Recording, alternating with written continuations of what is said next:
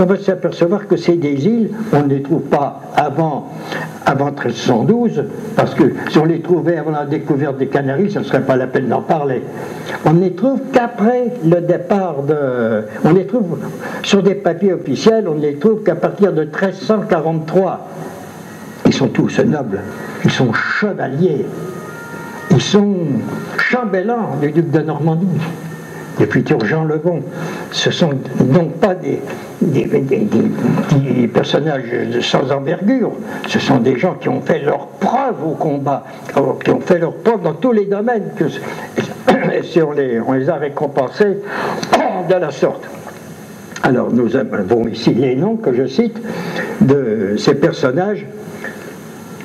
Ils ont combattu en Guyenne quand le roi d'Angleterre avait repris l'Aquitaine, tout ça. Les Français sont allés combattre là-bas. C'était justement le duc Jean, le duc de Normandie, qui a emmené l'élite des chevaliers pour combattre en Guyenne, pour aller reprendre les places occupées par les Anglais. Mais il y a un événement qui s'est produit, 1346, c'est qu'alors qu'il était en train de combattre, le roi d'Angleterre, lui Édouard III, débarquait en Normandie. Alors là, ça a tout changé la donne, parce qu'au lieu de continuer à se battre en Guyenne, il a fallu remonter avec toutes les troupes en direction de la Normandie, vers Calais, que nous avons évoqué tout à l'heure. Alors, que deviennent les des îles? Les Malozels, on n'en parle plus. On n'a plus entendu parler après. Mais les îles, oui. Les des îles sont chevaliers. On en voit un déjà qui reçoit des terres à la suite de son séjour en Guyenne. Le duc Jean est confirmé par le roi par la suite, son père, lui donne des terres qui avaient été enlevées à un seigneur, etc., dans la sénéchaussée de Toulouse. Mais 2 ans après, il est marqué comme écuyer et chambellan quand même du roi, mais 2 ans après, les chevaliers. Il est cité comme chevalier, capitaine d'Arc, de la place forte d'Arc. Et après, on en trouve un autre qui est également capitaine de la place forte d'Arc, mais surtout, il est bailli du pays de Caux. Il a un rôle très important. On va le suivre comme ça jusqu'en 1375. Et après, ils ont eu des enfants, certainement, ils sont là en Haute-Normandie, c'est des îles. On ne sait pas ce qu'ils deviennent. Moi, je suppose qu'ils ont vécu toujours en Haute-Normandie, mais quand les Anglais sont revenus en 1417 et qui ont à nouveau occupé la Normandie et qui s'y sont installés comme chez eux, eh bien, Bettencourt, qui vivait encore, était obligé de faire hommage au roi d'Angleterre, sinon il perdait tous ses fiefs. Quant aux des îles, qui eux aussi avaient des fiefs dans la région de Neufchâtel, Ambray, etc., ils disparaissent. Ils disparaissent pourquoi? C'est parce qu'eux n'ont pas voulu faire hommage au roi d'Angleterre. Ils ont été obligés de fuir. Ou bien ils se sont battus, il y en a qui ont été tués, mais la plupart ont dû s'enfuir à l'étranger. L'étranger, c'était la Bretagne, par exemple. Et c'est là qu'on retrouve des îles maintenant. Certains ont peut-être ont porté des titres de Syrie, mais ceux-là, on ne peut pas. Il y a même eu qui était capitaine de Dieppe-sur-Mer, donc lui, il avait conservé la tradition maritime. Mais après, on n'a plus d'archives pour les suivre. Mais là, maintenant, nous allons revenir, pour reprendre le fil de l'histoire, à un d'entre eux dont on n'a pas parlé. Celui-ci, je présume qu'il avait dû être blessé peut-être lors de l'émeute qui s'était produite à Lanzarote, parce qu'alors que les autres allaient combattre en Guyenne et sur tous les fronts, lui, non. Il va obtenir un poste, je dirais subalterne, mais quand même d'une certaine importance. Il s'appelle Jean. Il s'appelle Jean, le Jean des îles. On va le trouver aux environs de 1340, pas 1330, même pas, 1335, pas. Il a dû se marier avec une Bretonne. dont je cite le nom. Que faisait-il en Bretagne? Il était de passage certainement, parce qu'on va le retrouver en Basse-Normandie. On va le retrouver à Gavray. Pourquoi Gavray? Parce que Gavray est une possession du roi de Navarre. Charles Ier de Navarre dit Charles le Mauvais. Et ils sont rentrés en 1332. En 1333, quand il est né, Charles le Mauvais, c'était quand même le petit-fils du roi de France, Louis le Hutin. Alors on lui a offert à son berceau une vingtaine de places, des places fortes, des châteaux, dans l'ouest de la France. Pour s'occuper de ses biens, il a fallu désigner des personnages élevés. Peut-être qu'il y a eu d'autres des îles, mais c'est pas sûr. Ils ont toujours servi le roi de France, alors que ce Jean, qu'on rencontre de très bonne heure, va servir le roi de Navarre. Il ne fait peut-être pas de bon cœur, mais c'est un poste qu'on lui a confié. Il a même été bailli de Cotentin pour le compte du roi de Navarre. On ne trouve pas beaucoup de documents sur lui, parce qu'il était chargé de la verderie de Gavray, du château de Gavray. Et on ne trouve pas de renseignements sur lui pour l'excellente raison, c'est que ça n'allait pas à la cour de France. Les documents en question, de comptables ou autres, ou administratifs, allaient à la cour du roi de Navarre, en Navarre. Et ce Jean, je l'ai retrouvé, je peux fixer à peu près sa date de naissance, qui remonterait au début du XIVe siècle. Donc il pourrait être un fils de Lancelot Maloisel, d'être un fils de Lancelot, le seigneur des îles. J'ai le nom de son épouse, qui était une Bretonne, Isabeau de Rochefort.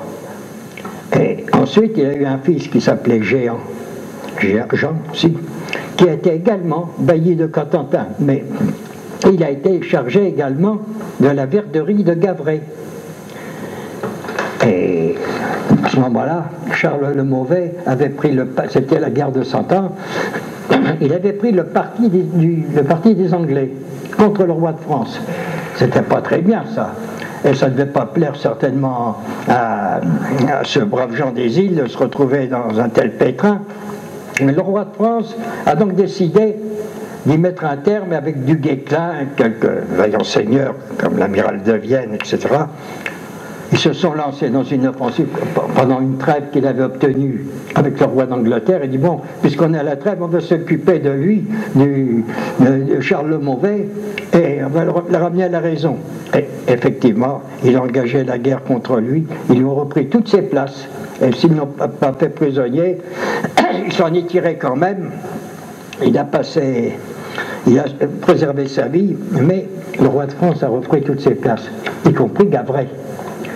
Gavray, en prenant le château de Gavray, ils ont pris le trésor de Charles le Mauvais qui s'y trouvait aussi. Mais Jean, notre brave Jean, celui-là c'était donc Jehan, le fils de Jean, lui, il avait bien pris les devants aussi, parce qu'il était resté fidèle d'une certaine manière au roi de France, et c'est lui qui a été nommé bailli de Cotentin, j'ai d'ailleurs des actes, et qui a été chargé de gérer tous les biens qui avaient appartenu au roi de Navarre. Et même après, on le retrouve, ce Jean, du comté de Pont-de-Mer, toujours chargé de la gestion des biens qui avaient appartenu au roi de Navarre. Jean, sieur de la Vallée, à Gavray. Jehan, son fils, bailli de Cotentin. Est sorti Martin. À partir de Martin, c'est différent, parce que là, c'est un moment où la verderie de Gavray envoie, les documents administratifs et comptables ne vont plus au royaume de Navarre, ils vont directement à Rouen ou à Paris. Donc, nous avons les aveux qui ont été rendus par ces personnages. Les aveux, dans les pièces, avec un tas de renseignements. Saint-Martin, sieur de la Vallée et de l'Aiseau. Je passe sur l'histoire, parce qu'il en aurait beaucoup raconté. Il a eu 3 enfants, Olivier, Guillaume et Nicolas.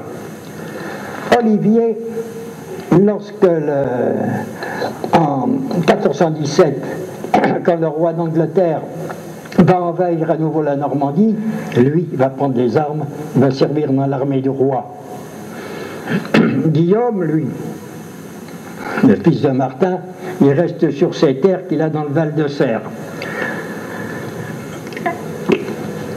Les Lézaux, eux, vont servir le roi d'Angleterre.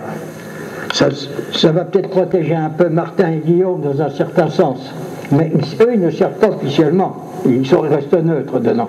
Comme quand il y a une occupation d'un pays, beaucoup de personnes restent neutres, tout le monde ne prend pas les armes, comme avait fait Olivier.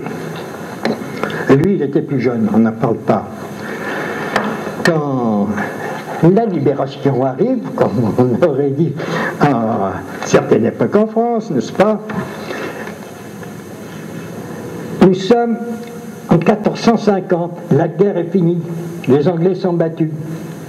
Alors que chez mon père, ceux qui sont restés loyaux envers le roi de France, ils vont déposer leur généalogie et réclamer qu'on leur rende leurs biens, si on leur a pris, etc. Olivier va être récompensé, il va recevoir des titres, etc. Guillaume, lui aussi. Nicolas, lui, dans la lancée, il est là. Mais ce sont ces gens-là qui vont être reconnus nobles par Raymond de Montfort, après sitôt la fin de la guerre, l'intendant René de Montfort, Raymond de Montfort, qui va faire le recensement des nobles, va les reconnaître nobles. J'ai les dates. Et puis Olivier est mort à ce moment-là. Il n'a pas dû vivre bien longtemps, peut-être qu'il avait été fait de la guerre, peut-être été blessé ou autre. Mais nous avons son fils Jean qui est présent. Nous avons Guillaume qui est là, toujours. Et nous avons ce Jean là, parce que Nicolas, lui, il a disparu aussi. Nous avons ce Jean. 1, 2, 3. Ces 3-là, ce sont les dépositaires. C'est les seuls qui peuvent avoir, dans l'élection de Coutances, avoir déposé sur des îles gentilshommes bas normands l'inventaire où on avait cité d'ailleurs leur ancêtre Maloisel. Manceau Maloisel. Mais il reste quand même sur des îles. On va continuer comme ça. Voilà toutes les branches qui vont se développer. Il y en a encore, il n'y a pas tout.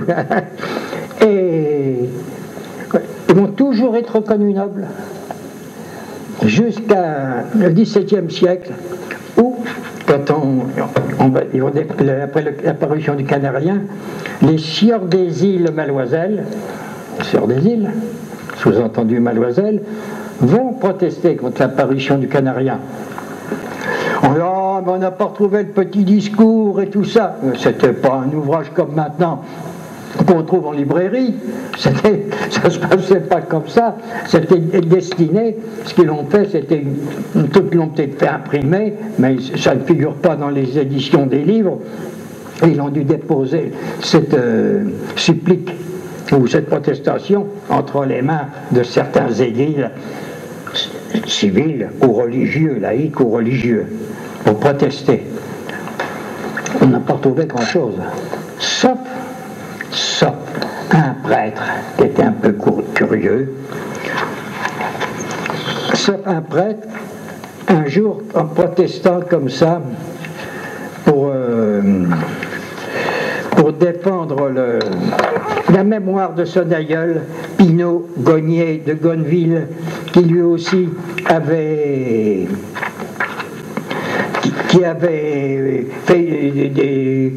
découvert des terres australes, etc.